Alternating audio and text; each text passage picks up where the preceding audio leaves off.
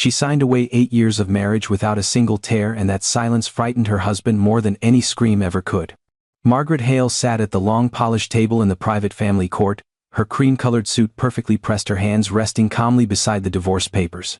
Across from her, Victor Langford watched with a cold smile, the kind of smile a man wears when he believes he has already won. "Sign it, Margaret," he said softly, "or I'll make sure you leave with nothing." The pen lay in front of her like a weapon. 16 pages. 16 pages ending a life she had once believed would last forever. Margaret read every line slowly. The apartment in Westbrook. A small monthly allowance for 3 years. No claim to the mansion. No claim to the beach house. No claim to the fortune built during their marriage. Her attorney leaned close. "You can take your time." Margaret didn't look up. "I know how to read," she whispered. Victor checked his watch, irritated. He had expected tears. Anger. Begging. Anything that proved she was broken. But Margaret gave him nothing. No trembling hand. No final glance. No desperate question. She uncapped the black fountain pen and signed page after page with quiet precision, as if she were signing for a delivery, not burying 8 years of pain. When she finished, she set the pen down gently. "Done," she said. And in that moment Victor's victory began to feel strangely hollow. Victor Langford stared at the signed papers as if they had betrayed him. For 8 years he had known exactly how to hurt Margaret Hale. A raised eyebrow. A quiet insult. A cold laugh at the dinner table. He had mastered the art of making her feel small without ever leaving a bruise anyone could see. But now, sitting across from him in that marble-walled courtroom, she looked untouched. Not happy. Not relieved. Just free. And that bothered him more than he wanted to admit. The clerk gathered the papers. Margaret's attorney Claire Benson slid her files into a leather folder. The judge, an older man with gray hair and tired eyes, looked down at the final page. "The marriage is dissolved," he said flatly. "This session is closed." That was it. No thunder. No music. No dramatic collapse. Just a few words spoken in a room that smelled faintly of floor polish and expensive cologne. Margaret rose from her chair. She picked up her small brown purse, the one without any designer logo, and smoothed the front of her cream-colored jacket. Her face stayed calm. Her shoulders stayed straight. She did not look at Victor. Not once. And that made his jaw tighten. For a man like Victor, being ignored was almost worse than being challenged. He had expected her to turn around. To ask one last question. To beg for something better. To prove in some small way that he still had power over her. But Margaret simply stepped away from the table. The sound of her heels against the polished floor was soft, steady, and final. Claire followed beside her, carrying the documents that ended 8 years of marriage.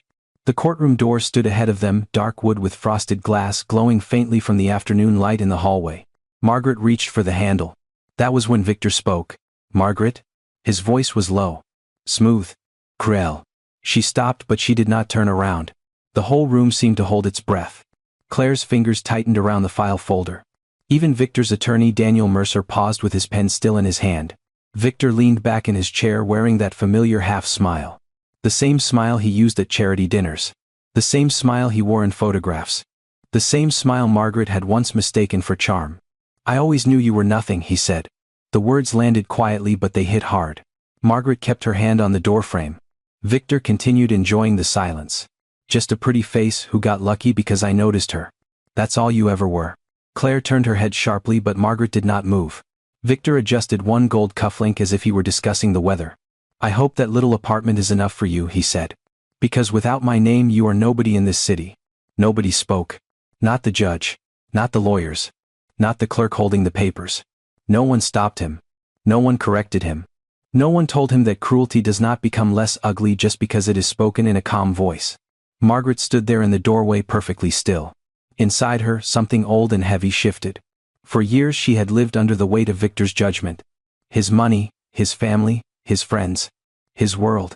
Every dinner party had been a test. Every smile had been measured. Every mistake remembered.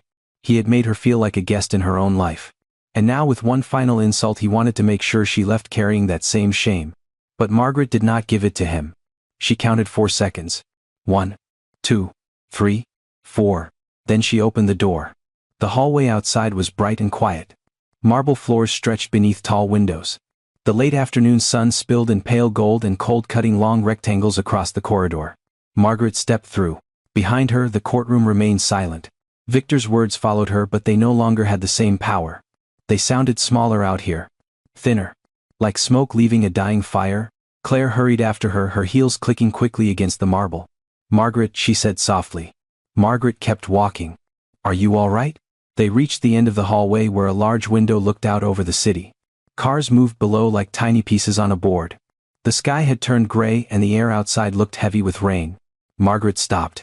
For the first time that afternoon she let herself breathe. Deep, slow, painful. Then she looked at Claire. "I'm fine," she said. And it was almost true. Not because Victor had failed to hurt her. He had. Of course he had. 8 years do not disappear because a judge says they are over. 1,000 small humiliations do not vanish because a woman signs her name 16 times. A cruel man's voice does not leave the body all at once. But this pain was different. It was not the pain of being trapped. It was the pain of walking away. And there is a difference.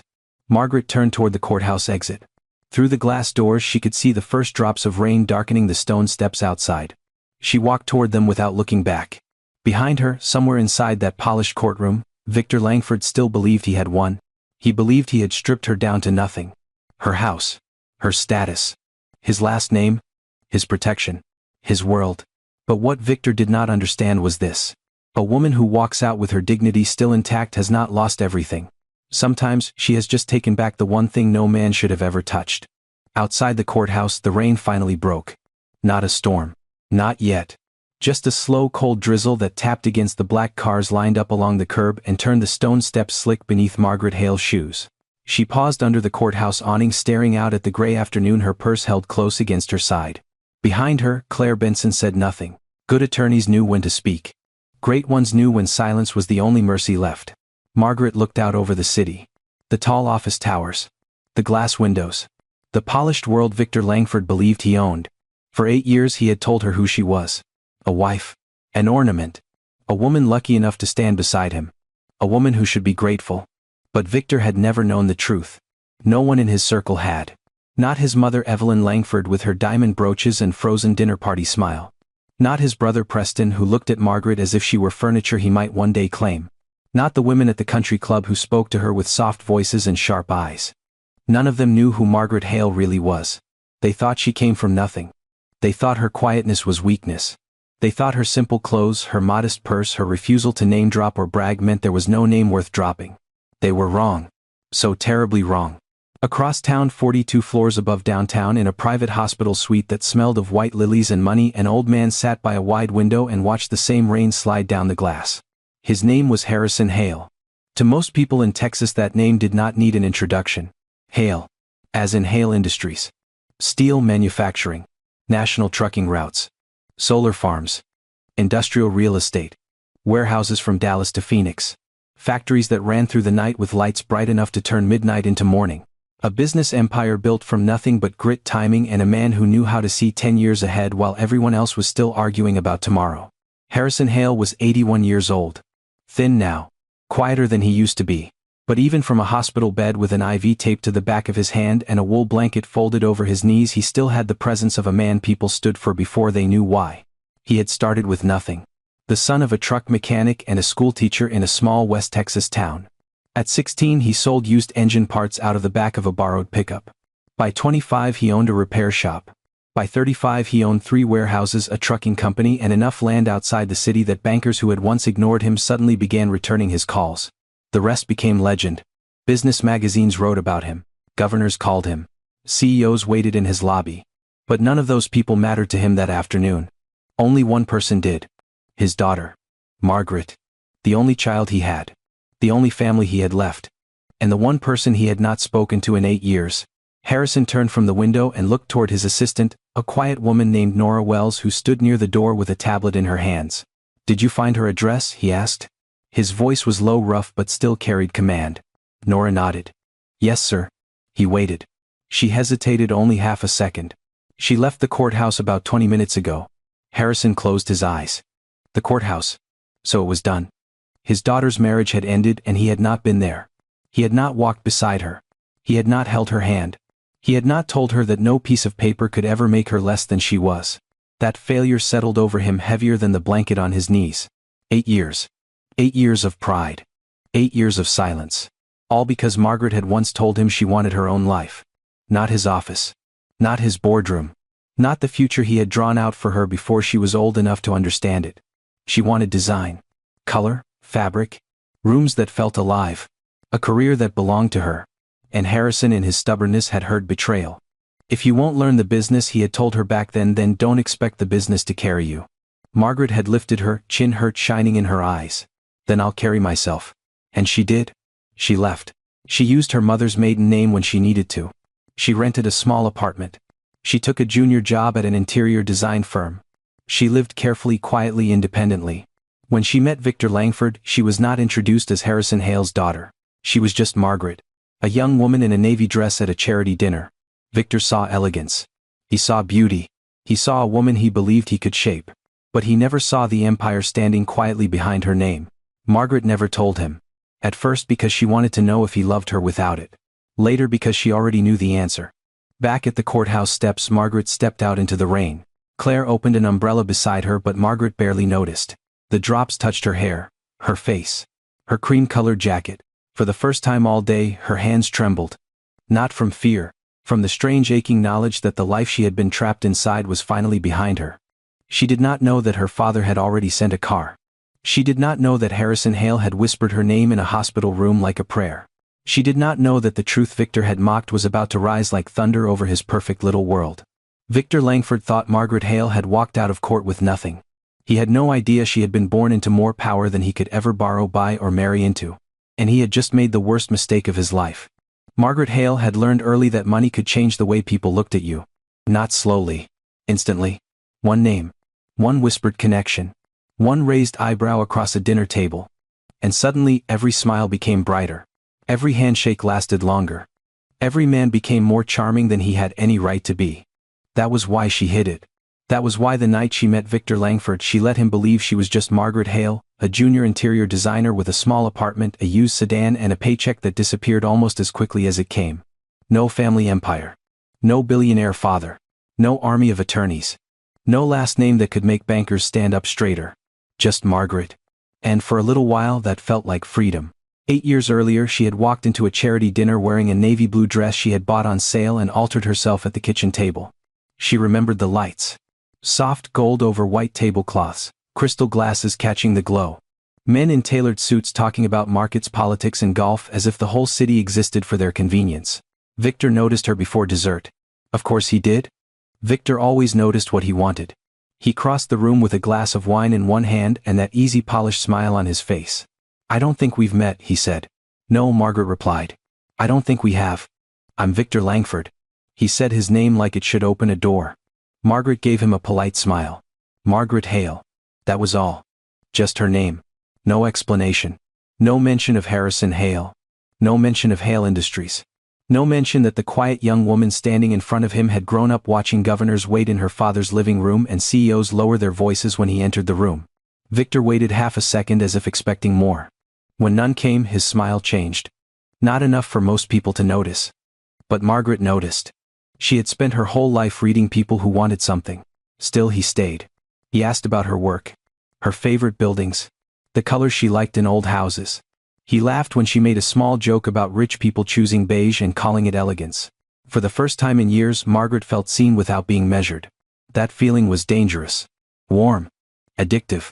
By the end of the night, Victor asked for her number. She wrote it on a folded linen napkin, not because she trusted him. Because she wanted to. And sometimes wanting is the first mistake a lonely heart makes. In the months that followed, Victor became everything a woman trying to rebuild herself might believe in. He sent flowers to her office. He took her to dinner in quiet restaurants where the waiters knew his name. He drove her out to the hills on Sunday mornings and talked about building a life together. He listened. Or at least he looked like he was listening. Margaret told him about design. About wanting to make rooms feel lived in, not staged. About how a home should hold a person gently after the world had been hard on them. Victor would reach across the table and take her hand. "You think differently," he said once. "I like that." She believed him. She wanted to believe him. But every time the truth rose to her lips, she swallowed it back down. "My father is Harrison Hale." The words were simple. 7 words that could have changed everything. But Margaret had seen what those words did. When she was younger, men had fallen in love with her father's balance sheet before they ever looked at her face. Women had become her friends with the careful patience of investors. Strangers had treated her kindness like a business opportunity. So she kept the truth hidden. At first it was caution. A test. She wanted to know who Victor was when he thought there was nothing to gain. She wanted to know if he would still love her when her apartment had old pipes, when her car needed repairs, when she clipped coupons at the grocery store because pride did not pay rent. And then later, when she began to see the cracks in him, the secret became something else. Protection. Not from the world. From him? Because Victor's charm had edges. He corrected her in public with a smile. He chose her clothes for her own good. He laughed when she disagreed with him, then kissed her forehead as if she were a child. Little by little, the man who once said he loved the way she thought began teaching her not to think too loudly. Still, she did not tell him. By then, silence had become her last room with a lock on the door. The one place Victor could not enter. He could take over the house.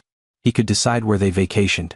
He could make her sit through dinners with his mother Evelyn, who asked questions like insults wrapped in silk, but he could not touch the truth he did not know. And that truth sat deep inside Margaret like a small, steady flame. Now standing outside the courthouse 8 years later, rain sliding down her face, Margaret understood something that almost made her knees weaken. She had not hidden her father's name because she was ashamed of it. She had hidden it because she wanted to be loved without it. She had wanted one person to look at her and choose Margaret. Not the money. Not the power. Not the empire behind the curtain. Just her.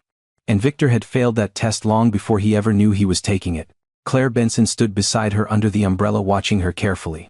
"Margaret," she said, "my car is right there." Margaret nodded, but she did not move yet. Across the street, headlights cut through the rain. A black sedan waited at the curb. The driver stepped out, opened the rear door, and stood straight beneath the gray sky. Margaret's breath caught. She recognized the small silver emblem on the license plate frame. Hale Industries. Her father had found her. For 8 years, she had carried her secret alone. For 8 years, Victor had mistaken her silence for emptiness. But the rain was falling harder now.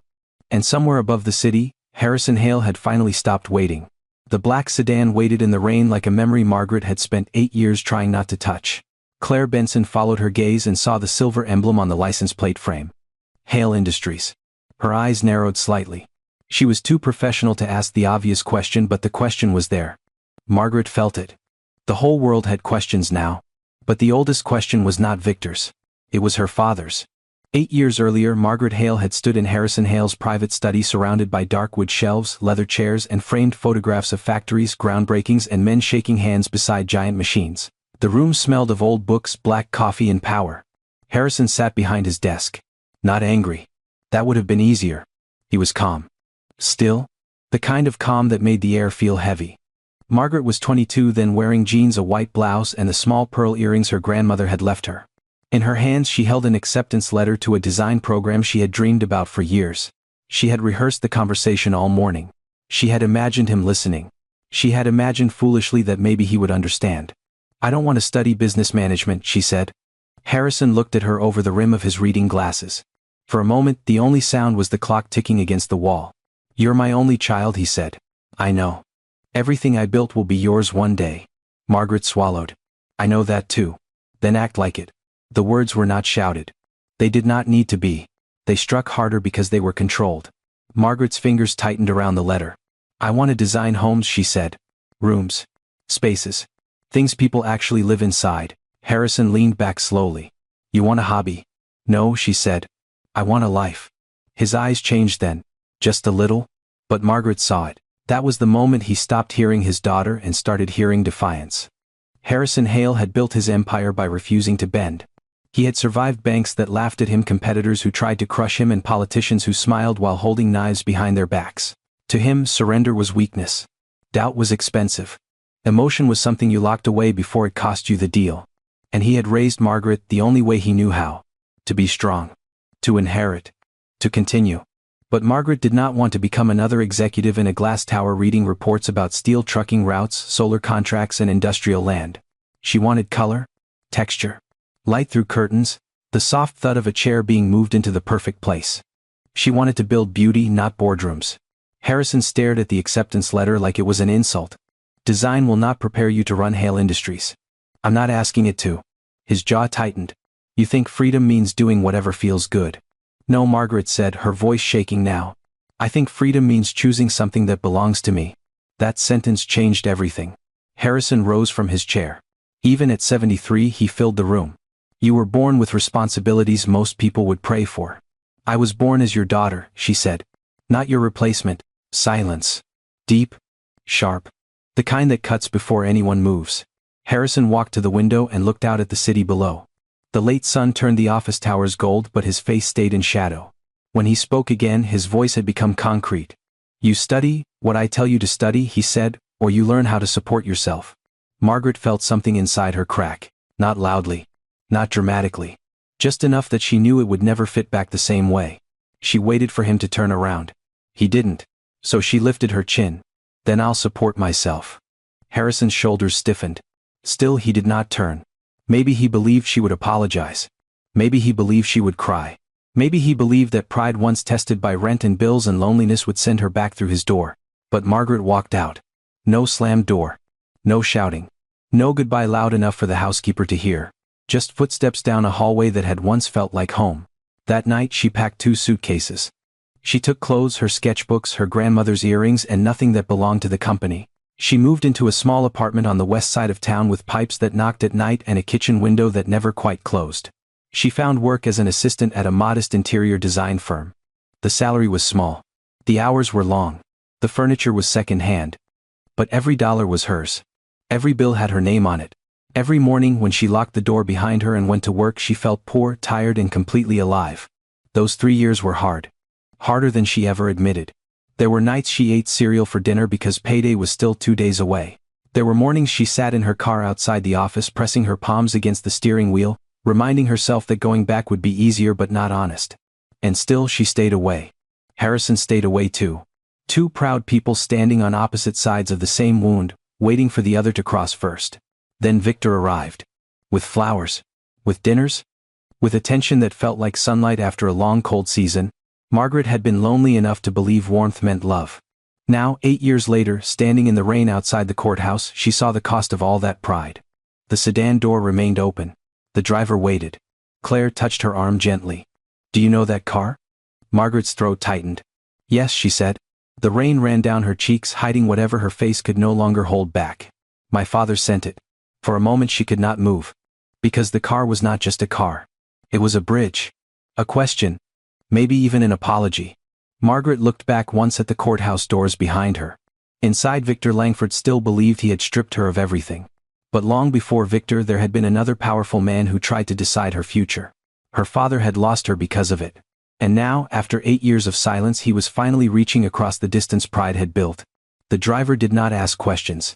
He simply held the door open as Margaret Hale stood in the rain, staring at the black sedan like it had arrived from another life. Claire Benson stayed beside her, quiet and careful.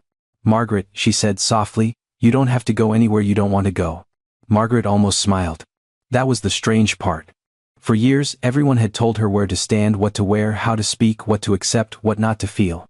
Victor had done it with charm first, then with cruelty. Her father had done it with expectation and silence.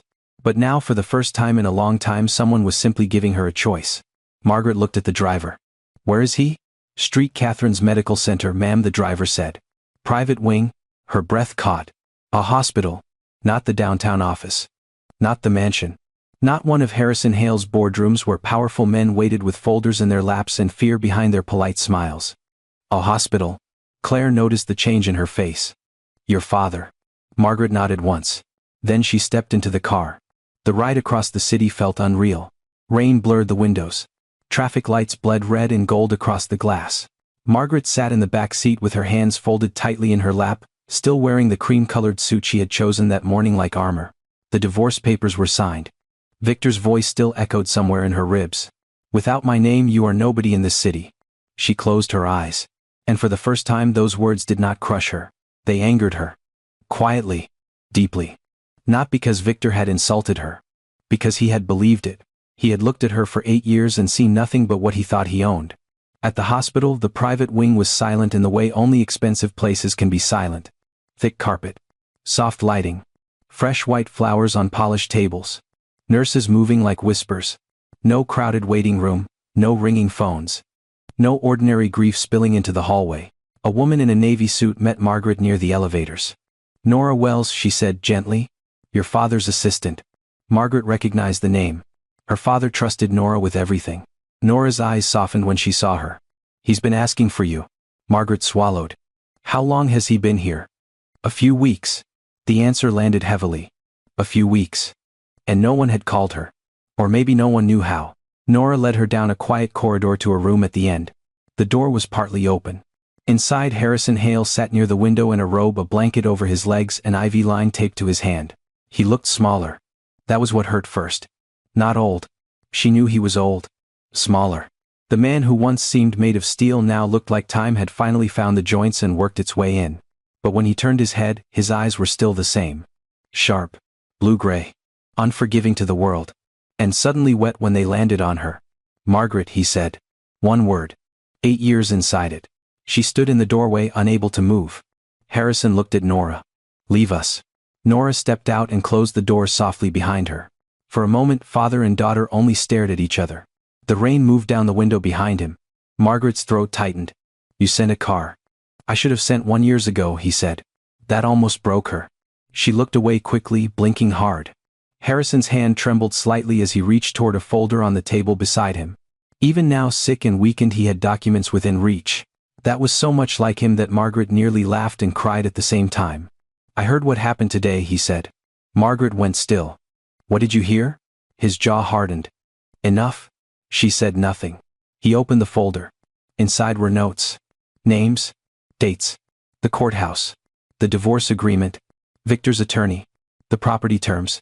The financial settlement. Harrison had always been able to gather information faster than most people could hide it. Then his voice dropped. I also heard what he said to you when it was over. Margaret looked at him then. Her face remained calm, but her hands tightened around the strap of her purse. Harrison's eyes changed. Not with sadness. With fury. The old kind. The boardroom kind. The kind that had ruined men who thought they were untouchable. He told my daughter she was nobody. Margaret whispered, Dad? No. The word cracked through the room. Not loud. Final. Harrison pushed the folder away and turned fully toward her. His breathing was rougher now, but his voice carried the weight of every factory, every warehouse, every mile of road his empire touched. I failed you, he said. I let pride keep me away from you. That is mine to carry. But that man? He paused, his mouth tightening. That man spent 8 years mistaking your silence for permission. Margaret felt her eyes burn. He doesn't matter anymore. He matters enough to learn the truth. She took a step closer. I don't want revenge. Harrison nodded slowly. I know. Then he looked out the window toward the city. Victor Langford believed he could rule with money, lawyers, and a famous last name. This won't be revenge, Harrison said. His voice became quiet. Dangerously quiet. It will be consequences. Margaret knew that tone. She had heard it once when a supplier tried to cheat Hale Industries. Once when a banker backed out of a deal after shaking his hand. Once when a board member lied during a meeting and left unemployed before lunch. Harrison reached for the phone beside his bed. His fingers were thin now but steady. He pressed one button. Nora, he said when she answered. Call Samuel Reed. Then call logistics. Then steel procurement. Then energy contracts. Margaret's stomach tightened. Dad. He looked at her. I won't touch anything that belongs to you, he said. But I will not let him keep standing on my daughter's back and call it victory. On the other side of the city, Victor Langford walked out of the courthouse under a black umbrella, still smiling to himself. He thought he had ended the story. He thought Margaret had walked away with a small apartment, a quiet lawyer, and no power left in her hands. He climbed into his car, checked his phone, and saw the first missed call from his chief financial officer. Then another. Then 3 more. Victor frowned. The screen lit up again. Urgent. And somewhere in a hospital room above the city, Harrison Hale stared through the rain and finally entered the war his daughter had never asked him to fight. The first call hit Victor Langford's phone before he even reached his office. He was still in the back seat of his black town car watching rain slide down the window when the screen lit up. Martin Cole, CFO. Victor almost ignored it. He was tired. Irritated. Hungry. And somewhere beneath all of that there was a strange discomfort he refused to name. Margaret's silence. That calm little done? The way she had walked out without looking back. He loosened his tie and answered. What is it, Martin? The voice on the other end did not sound calm. We have a problem. Victor's eyes narrowed. We always have problems. Be specific. There was a pause. Hale Steel just canceled our supply allocation for the Northridge project. Victor sat up slightly. That's impossible. We have priority status. Not anymore. Victor's jaw tightened. The Northridge project was not small. It was the spine of Langford Development's entire year, a luxury business complex. 3 towers, private retail space, underground parking, glass steel prestige. Investors had already been promised opening dates, buyers had already been shown glossy renderings. Without steel there was no project. Without the project there was no cash flow. Victor stared out the window at the wet city lights. Call them back, he said. Offer a premium. I did. And they declined. Victor laughed once short and sharp. Hale Steel does not decline money. They did today. The town car rolled past the courthouse. Victor looked back toward the building for 1 second, then forced his eyes forward. Find another supplier. That's the second problem, Martin said. Victor's fingers tightened around the phone. What second problem? 2 regional mills just moved us to a 6-month waitlist. One said they're at capacity. The other stopped responding. Victor's face hardened. That makes no sense. I know. Then fix it. I'm trying, Victor. The line went quiet again. Then Martin said the words that made Victor's stomach drop. And Plainsway Logistics terminated our freight contract. Victor did not speak. The rain seemed louder against the glass. Plainsway moved materials for more than half of his active sites. Concrete fixtures, imported stone, steel framing, electrical components, the kind of boring invisible work that no one noticed until it stopped. And when it stopped, everything stopped. Victor lowered his voice. On what grounds? Compliance review? That's nonsense. I agree. Then sue them. We can. But that won't move materials tomorrow. Victor leaned back, breathing through his nose. His driver glanced at him in the rearview mirror, then quickly looked away. Victor hated being watched when he was angry. Who authorized it, he asked. I don't know yet. Find out. I'm working on it. Work faster. He ended the call. For a moment he sat perfectly still. Then another call came in. Legal counsel. Then procurement. Then his project director. One after another. Like warning lights on a dashboard right before the engine fails. By the time Victor reached Langford Development Headquarters, the rain had turned heavier. His assistant Paige met him at the elevator with a tablet in both hands and fear in her face. He hated that too. Fear in employees made him feel powerful only when he caused it. Not when the world did. What now, he snapped. Paige walked quickly beside him. Mr. Langford, the city inspection office requested updated documentation for 3 sites. Routine. They marked them urgent. He stopped walking. Why? They didn't say. Victor took the tablet from her hand and scanned the screen. Northridge. Cedar Landing. Westbrook Commons. 3 major projects. All at once. His pulse started beating harder beneath his collar. Inside the conference room, Martin Cole was already waiting with 6 department heads.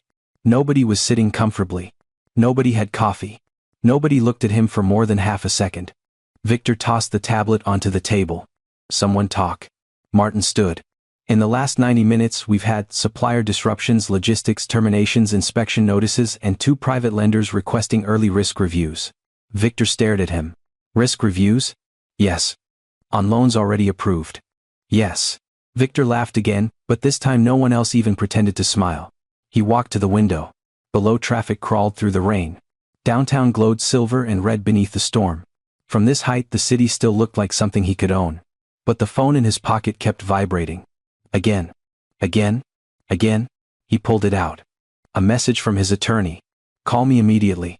This is bigger than a contract issue. Victor's face darkened.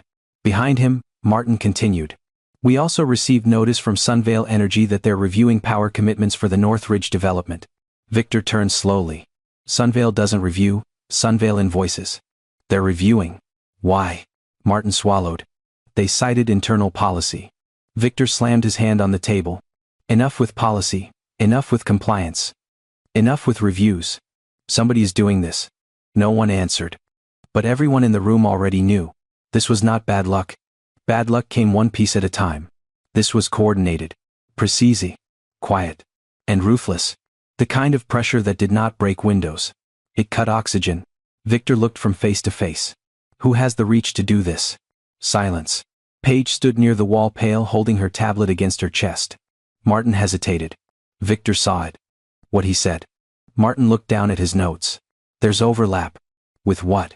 Hale Industries. The room changed. Not loudly. No gasp. No dramatic movement. Just a shift in the air. Victor blinked. Hale? Martin nodded carefully. Hale Steel. Plainsway Logistics has long-term ties to Hale Distribution. Sunvale Energy partners with Hale on several industrial solar sites.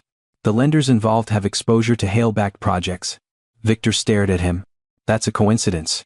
Martin did not answer fast enough. Victor stepped closer. I said that's a coincidence. Yes, Martin said quietly. It could be. But his face said something else. Victor looked away, annoyed by the sudden tightness in his chest. Hale Industries. Everyone in the city knew that name. Everyone in business knew better than to get in Harrison Hale's way. The old man did not shout.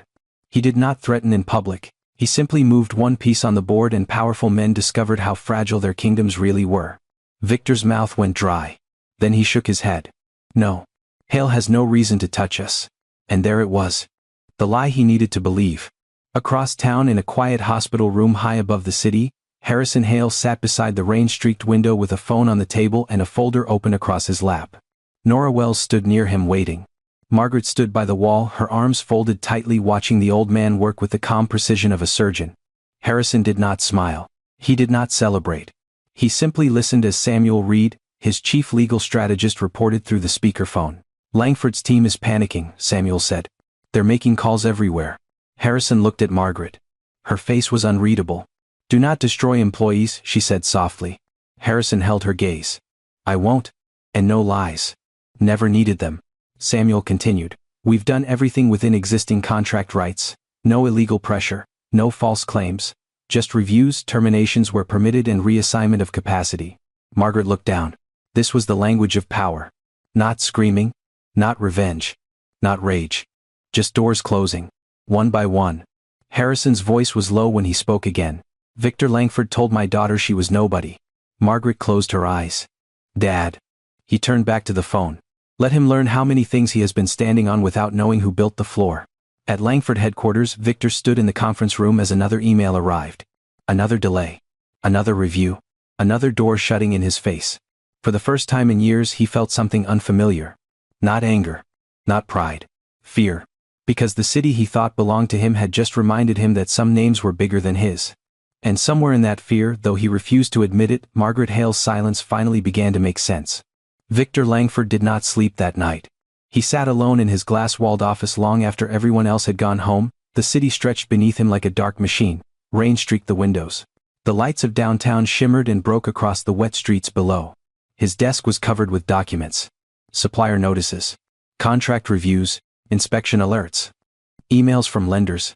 Urgent messages from investors. Every page said something different. But every page meant the same thing. Someone had put a hand around the throat of his company. And that hand was squeezing. Victor stood at the window with his tie loosened and his phone pressed to his ear. I don't want guesses, he said coldly. I want names. On the other end, Daniel Mercer, his attorney, sounded more careful than usual. We've traced enough connections to form a pattern. Victor closed his eyes. Say it. Daniel hesitated. Hale Industries. Victor opened his eyes. For a moment he said nothing. The office hummed softly around him. Air conditioning. Distant traffic. The faint vibration of his phone against his palm. Harrison Hale, Victor asked. Yes. That old man is half dead in a hospital. Daniel's voice dropped. Half dead or not, his signature still moves more money before breakfast than most men touch in a lifetime. Victor turned from the window. On his desk lay one folder he had not wanted to open. The one his assistant had placed there 30 minutes ago. Margaret Hale background summary. He had stared at it for 20 minutes before touching it. Now he walked toward the desk and opened it. The first page was simple. Margaret Ann Hale. Daughter of Harrison Hale. Only child. Primary heir to Hale Industries. Victor read the lines once. Then again. His hand tightened on the edge of the folder. No. That was the first word that rose inside him. Not possible. Margaret. His Margaret. The woman who clipped coupons when they first met. The woman who lived in that tiny apartment with old pipes and second-hand furniture. The woman who wore simple pearl earrings and carried purses without logos. The woman his mother had called pleasant but ordinary. Victor flipped the page. There were photographs. Old charity events. Business receptions. One picture showed Margaret at 21 standing beside Harrison Hale at a groundbreaking ceremony. She looked younger, softer, but it was her. No question. Her hair pulled back. Her chin lifted, that same calm gaze he had mistaken for emptiness. Behind her stood executives, cameras, a governor, and a banner with the Hale Industries name stretched across steel beams. Victor felt the room tilt slightly. He sat down. For 8 years Margaret had slept beside him with a truth powerful enough to shake his entire world. And he had never known. He thought of every dinner party where he had corrected her in front of guests. Every time he had said, "You wouldn't understand business." Every time he had told her that his name was the only reason anyone invited her anywhere. His mouth went dry. Daniel spoke again through the phone. "Victor, did you know?" Victor did not answer. Because the truth was worse than ignorance. He had not known because he had never bothered to look. He had never asked who she was beyond what he could use. Beyond what he could display. Beyond what he could control. He had seen a quiet woman and assumed she had no power. He had seen patience and called it weakness. He had seen dignity and mistaken it for dependence. And now Hale Industries was answering for her. The phone buzzed again. Another call. Martin Cole. Victor ignored it. Then another message flashed across the screen. Northridge investors are demanding an emergency meeting. Then another. City review expanded to all active sites. Then another. Lender wants personal guarantee discussion by morning. Victor pushed back from the desk so hard the chair wheel struck the cabinet behind him. "No," he muttered. He grabbed the folder and swept it off the desk. Papers scattered across the floor like white birds. Margaret's face landed near his shoe. A photo from years ago. She was standing beside her father, not smiling, not posing, simply present. Calm. Certain. Untouchable. Victor stared down at it. Then he heard her voice in his memory. "I know how to read. Done." The words had been so small in court. Now they felt like a door closing. He bent down slowly and picked up the photo. For the first time he noticed what had always been there. Not fear. Not obedience. Training. Margaret had grown up around men like him. No. Worse. Men far more powerful than him. She knew the language of boardrooms. She knew the silence before a deal collapsed. She knew how men used money to make themselves look taller. She had watched it all from childhood. And she had chosen not to play. Not because she couldn't. Because she refused. That realization crawled under Victor's skin. Across town, Margaret stood beside her father's hospital window as the rain softened into mist. Harrison Hale looked tired now. The calls had slowed. Nora had stepped out. The room had grown quiet except for the soft beep of the monitor beside his bed. Margaret held a paper cup of untouched coffee. "I never wanted him to find out this way," she said. Harrison looked at her. "He would have found out eventually." "Maybe?" "No," Harrison said. "Men like that always find the truth when it starts costing them money." Margaret looked down. There was no satisfaction in her face. No smile. No victory. Only the exhaustion of a woman who had carried too much silence for too long. "I didn't hide it to trap him," she said. "I know. I wanted to be chosen for myself." Harrison's expression softened. "That was rare." So rare Margaret almost looked away. "And were you?" he asked. She swallowed. "No." The answer hung between them. Small. Devastating. Harrison reached for her hand. His fingers were cold, thinner than she remembered, but when they closed around hers she felt the father she had lost beneath the businessman the world feared. "I'm sorry," he said. Margaret's eyes filled, but she did not cry. Not yet. At Langford headquarters, Victor stood alone among the scattered papers, his empire cracking around him. He looked again at the folder. Margaret Hale. Not nobody. Not lucky. Not dependent. The daughter of Harrison Hale. The heir to a world Victor could never bully into submission. And suddenly the cruel words he had thrown at her in court came back like a knife turned inward. "Without my name you are nobody in this city." Victor stared at the rain-black window. For the first time in 8 years he understood. It was never Margaret who needed his name. It was Victor who had spent 8 years standing beside hers without knowing it. Victor Langford came to Margaret Hale with the face of a man who had finally learned what fear tasted like. Not the fear of losing love. Not the fear of losing family. The fear of losing control. It was 3 days after the courthouse. 3 days after the calls began. 3 days after Langford Development started bleeding from places Victor had never thought could be cut. Margaret was not in a mansion.